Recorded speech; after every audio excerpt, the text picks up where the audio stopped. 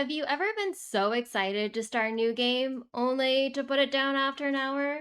And then you try another one and another until eventually you start wondering if maybe something's wrong with you? Over the last few weeks, that's exactly how I felt. I started Triangle Strategy, then Tactics Ogre Reborn. I even dusted off my 3DS to give Shin Megami Tensei 4 a shot. Then I spent some time with Formagia, and I was genuinely excited to dive into the Adventures of Elliot, which we covered here on this channel. None of these are bad games. In fact, some of them are incredible games that many people absolutely love. And for whatever reason, none of them could hold my attention. Even in Azuma 11, which I've been so looking forward to the physical release, ended up leaving me feeling more frustrated than excited after I got stuck. And after all these games bounced off of me, I started asking myself, am I ever gonna find that game again that will hook me? Hey friends, I'm Autumn. Welcome back to Cozy Cartridges, your little corner of YouTube where we celebrate cozy adventures, memorable worlds, and the games that stay with us long after we've put down the controller. If that sounds like your vibe, grab your favorite snack or drink, get comfy, and let's dive in. One of the reasons this gaming slump has bothered me so much is because video games have always been more than just entertainment for me. Whenever life's been stressful or I'm going through a difficult season, games have always been one of the places I turn. There are certain games I'll always associate with those moments. Fire Emblem Three Houses completely pulled me into its world where mine didn't feel so nice. That's probably why I've replayed it so many times.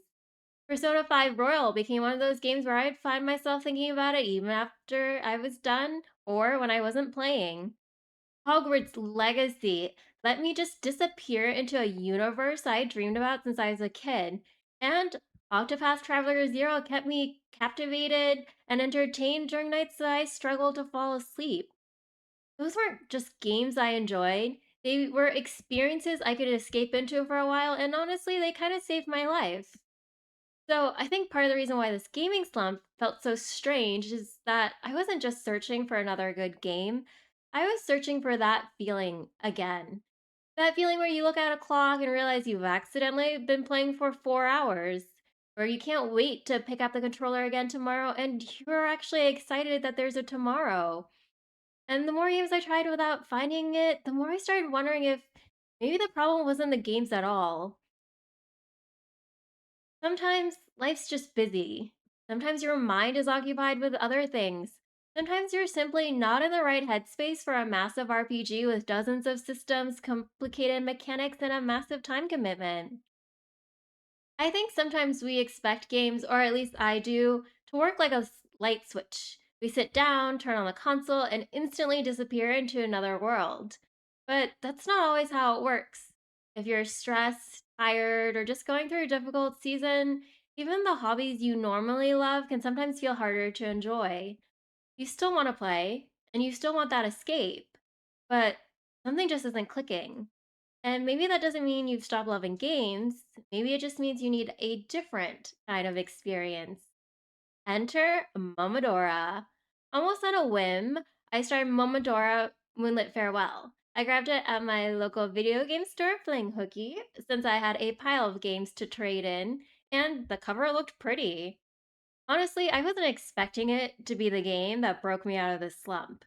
I figured I'd play it for a little while, see what it was about, maybe come back to it later, by which I mean it ends up in my backlog, never to be seen again. Instead, half an hour turned into an hour, and 1 hour turned into several more, and suddenly it was past midnight and I was still playing. And that feeling I've been searching for was finally back. Not because this was the biggest game I've ever played, not because it was some massive adventure that completely consumed my life. It was because Momodora gave me something I didn't realize I needed. It gave me a chance to slow down, not think, gave me a gentle place to decompress. Momodora Moonlit Farewell follows Momo, a priestess from the village of Koho, who sets out to investigate a mysterious threat that puts her home at risk. The story itself is fairly simple, especially compared to the massive narratives of the many RPGs I usually gravitate towards. But I actually think that works in the game's favor. Momodora isn't trying to overwhelm you with endless lore, dozens of characters, or hours of cutscene. Instead, it keeps things focused and lets the atmosphere carry a lot of the storytelling. This world has a quiet, mysterious feeling to it. There's a sense of melancholy that runs through the game, but it never becomes overly dark or depressing. It feels like you're exploring a beautiful world that has been through something difficult and you're slowly helping restore a sense of peace. The characters are also charming. They may not receive the same amount of development as in a JRPG, but the expressive pixel art and small interactions give everybody plenty of personality. The game trusts you to appreciate those little moments rather than constantly stopping the adventure to explain everything. And I could appreciate that. Sometimes a smaller story is just as effective when it knows exactly what it wants to be. Okay. Now, I have to admit something. I've long wanted to love Metroidvanias. You guys know I've tried out the Metroid games on Nintendo Switch Online, and I absolutely love the idea of exploring a connected world, discovering new abilities, and slowly opening up areas that were previously unreachable. But actually playing them, yeah, that's where I sometimes struggle. And by sometimes, I mean always. I'm not naturally great at precise platforming, and fast paced action combat isn't really my strength. There have definitely been times where I've looked at a Metroidvania or even picked it up for a little bit thinking, this looks amazing, but I don't know if this is really for me, or I don't know if I can hack it. That's exactly why Momodora surprised me. I played on light difficulty, and honestly, I think that was the perfect choice for me. The game never made me feel like I was taking the easy way out. Instead, it gave me room to learn, experiment, and simply enjoy the experience. I could focus on exploring the world instead of worrying about whether I was skilled enough to keep going. The exploration is satisfying without becoming overwhelming. Finding a new ability and realizing that it opens up another section of the map feels rewarding, but the game never makes you feel like you need a notebook or a spreadsheet to remember where everything is. It has that classic Metroidvania loop of slowly becoming stronger and uncovering more of the world, but it always feels manageable rather than intimidating. What I also appreciated were all of the little touches sprinkled throughout the adventure. There are small optional activities like fishing, which rewards you with crystals you can use to craft new sigils, giving exploration another reason to feel worthwhile. You can share meals with your companions to strengthen your bond with them, and yes, you can pet the cats. None of these systems are particularly deep or revolutionary, but they don't need to be. They're the kind of thoughtful little details that make a world feel lived in and show that developers genuinely cared enough about creating experience that's charming as well as fun. Those moments also gave the gameplay a surprisingly cozy feeling. Between exploring, fighting enemies, and progressing through the story, you'd stumble across these little, small interactions that encourage you to slow down for a moment. They don't radically change the gameplay, but they add personality and warmth, and I always appreciate games that take the time to include touches like that. For someone like me who's always wanted to enjoy this genre, but struggles hard with it, that balance made a huge difference. Momodora didn't make me feel like I needed to be an expert Metroidvania player before I was allowed to have fun. It simply invited me in. The combat is another area where I think Momodora Moonlit Farewell finds a really nice balance. The controls feel responsive, attacks have a satisfying rhythm, and movement is incredibly smooth. Dodging feels reliable, your bow gives you a great ranged option alongside your melee attacks, and every encounter encourages you to pay attention without becoming overly complicated. It's one of those games where the mechanics are easy to understand, but still enough to keep combat engaging throughout the adventure. One mechanic I really enjoyed was the sigil system. As you explore, you'll discover or craft different sigils that let you customize your playstyle, whether that's increasing your attack power, improving your survivability, or giving you other helpful bonuses. I liked that it offered meaningful choices without overwhelming me with endless build options. It was approachable enough that I actually found myself experimenting with different combinations instead of just equipping something once and forgetting about it. I also found myself relying quite a bit on the companion system. As you progress, you unlock little companions that fight alongside you, each bringing their own unique abilities. They're not so powerful that they play the game for you, but they provide just enough support to make encounters feel a little more manageable. It added another layer of strategy without ever making combat feel overly complex, which I really appreciated. Really right. You should Another eat thing I it. loved was how Thank you for your exploration and generosity. progression naturally feed back into the combat. Hidden throughout the world are berries that permanently increase your maximum health or mana, and every time I stumbled across one, it genuinely felt rewarding.